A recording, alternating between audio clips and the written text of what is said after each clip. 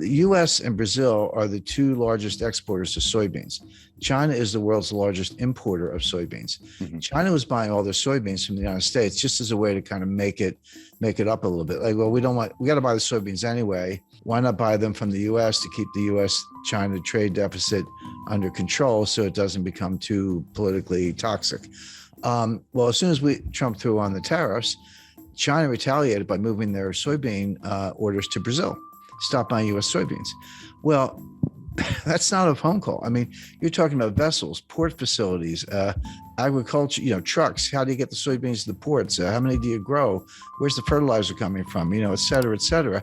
And all those parties, the shippers, the cargo, the insurance companies, and so many people involved, banks, letters of credit, it's just a lot involved. They don't like short-term relationships. They say, okay, I'll do it. I want a 5-year contract. And China said, okay. So they reconfigured all those transportation lanes to get the soybeans from Brazil. All of a sudden, you're a U.S. soybean grower. You say, well, what do? Well, we started selling them to the Netherlands because the Netherlands needs soybeans too. So now instead of shipping them from like Port of LA to Ningbo and near Shanghai, we're shipping them from Port of Houston to, I don't know, France, or Marseille or someplace, or Rotterdam. So the point being, you completely scrambled all these supply chain relationships. I talked to the guy who, look, this is a worldwide endeavor, but he was probably the single most responsible individual for all the significant developments in the supply chain in the last 30 years. And he said to me, Jim, you have to understand, it took us 30 years to build it. We blew it up in 3 years.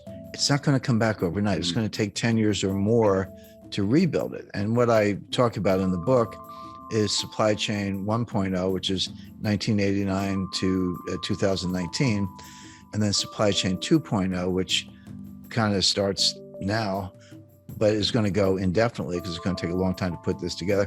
It's it's like dropping a vase and it breaks in 1,000 pieces. You can't put it back together. You got to go buy a new vase.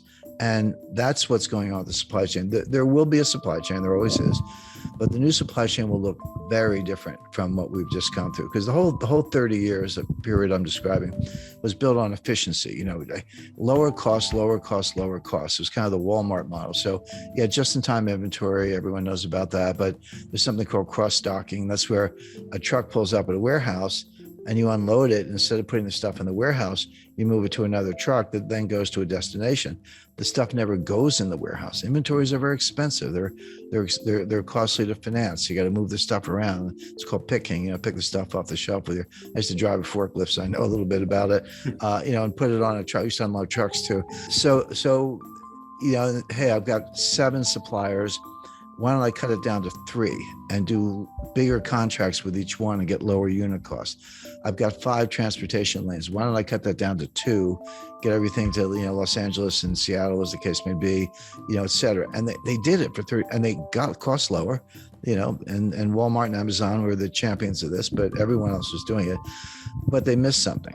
What they missed was that while they were getting those unit costs lower for consumers, there were hidden costs, and the main hidden cost was you were creating greater frailty. This whole system was subject to a massive breakdown. So what happens if you have 2 suppliers and they both go on strike? What happens if you have one port of entry and it's backlogged? What happens if you've got cross-docking in warehouses and there aren't enough trucks? There are 80,000. We need 80,000 drivers, Wish they'd hire them instead of these IRS agents. But the point being, it is breaking down all across the board. Now, can it be put back together?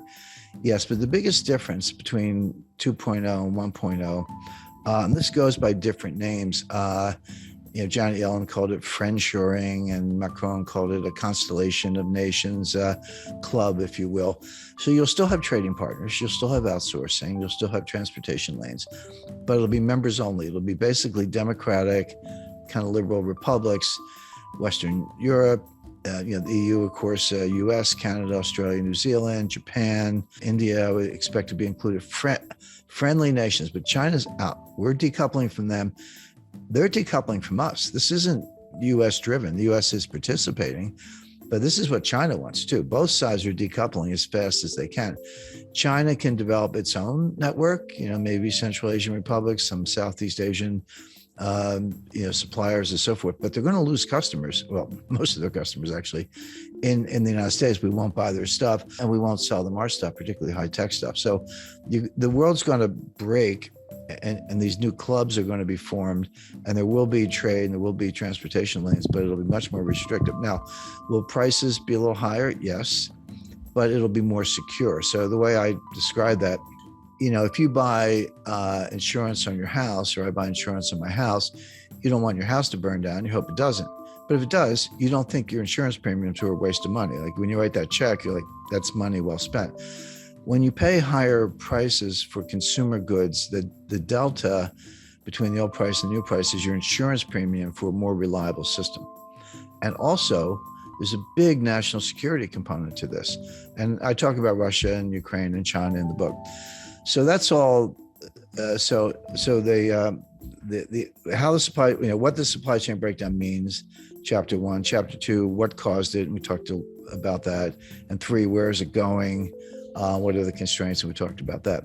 But then my editor, who's love working with us, she said, well, Jim, got to be a chapter on inflation. I said, of course we do. The supply chain breakdown is causing a lot of the inflation we see, and I'm going to write another chapter on deflation. And everyone's like, wait a second, why are you talking about deflation? That's coming next. People are not ready for it. I know the inflation's here. I buy gasoline. I shop in the grocery store. I get it. It's persistent. It's not transitory. I understand all that. But inflation has 2 major sources. One is the supply side, which is called cost push inflation. So that's energy price shocks, the stuff we're seeing coming out of Ukraine, fertilizer shortages, strategic metal shortages, component suppliers who can't deliver stuff to factories in Germany and they're shutting down, et cetera. The other cause is from the demand side, and that's called demand pull inflation. Basically, it's psychological.